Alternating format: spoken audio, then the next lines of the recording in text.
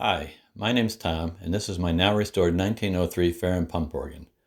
We're going to rewind the clock and go through the restoration process, so stick around. We're going to start by looking at the general construction of these organs. They were built on a modular basis with modules stacked one on top of each other. First at the top we have the stops, which control the voices, then the keyboard, and then under the keyboard we have these octave couplers. And the way they work is when you pull out the octave coupler stop, it lifts that board, and then when you press a key one octave up also plays. So it's like having an extra set of hands. Underneath the octave coupler is the reed bed. So we have all the reeds inside there. And then directly below that we have this air chamber called the wind chest. Within the wind chest are all the valves, which would, when you press a key, the valve opens, allowing the reed to play. And then on the bottom, under the reed chest, is the bellows, which are activated by foot pedals. So when you press the pedal, it pulls the door open. That sucks air out of the main bellows. And then when the pedal goes back, it releases it through this air flap here. Basically, this is a suction organ, so that instead of having pressure inside the wind chest, there's a suction. And when you press a key, the air comes in through the reed into the wind chamber. In general, there aren't many tools required. In fact, pretty much all you need is a set of screwdrivers. And I'll apologize now for the quality of this video. It's all done by handheld camera on my smartphone. And in some cases, it's kind of hard to keep the camera focused on what I'm doing when I'm trying to do it, since I'm doing it all by myself. So I apologize for that, but stick around for the main disassembly. So this organ has a couple of problems. The first one's pretty obvious. That pedal on the right, down at the bottom there, should be up. And then we have a couple of keys that aren't working. Pull this out. Got a nice sound there, but that sound is terrible. On the other end, we have a couple of keys that don't make any noise at all. So this one's silent. And then we move down, somewhere down here, we lose a key. Right there. So we have three keys that aren't working.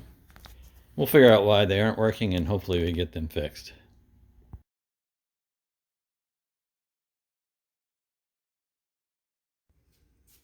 We're going to start by removing the top. It's all done by 4 screws. They've already been removed, but there's one here, there's one back here, and then there's 2 more on the other side. Once you take those off, the whole top comes off. After you take off the top, you can put away your tools for a while, because everything else comes apart by using latches. After you take off the top, the rest of it comes apart pretty easily. This top piece is held on and can be lifted right off.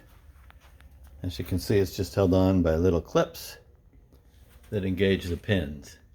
That holds that in place. After the top piece, we'll move around back here. And the back comes off just by simply turning the 2 latches, letting it drop out, and then it lifts right off.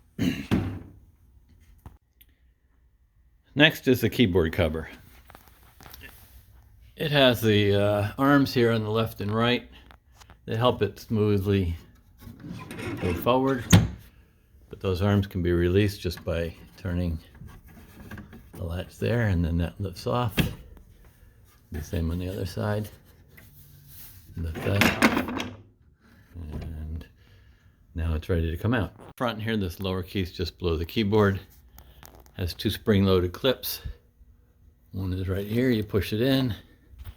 And likewise one on the other side. When you push both of those in at the same time, which I can't really do with the camera in my other hand, that comes out.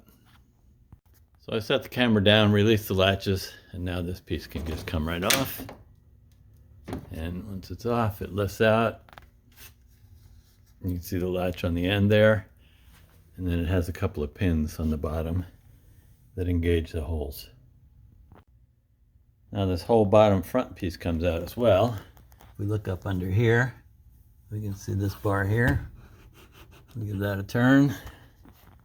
On this side we have a similar one right there. Oops. Give that a turn. That allows the front to just lean forward and come out. You see there are pins on the bottom there that hold the board at the bottom. Now we're looking at the front bellows or the exhausters.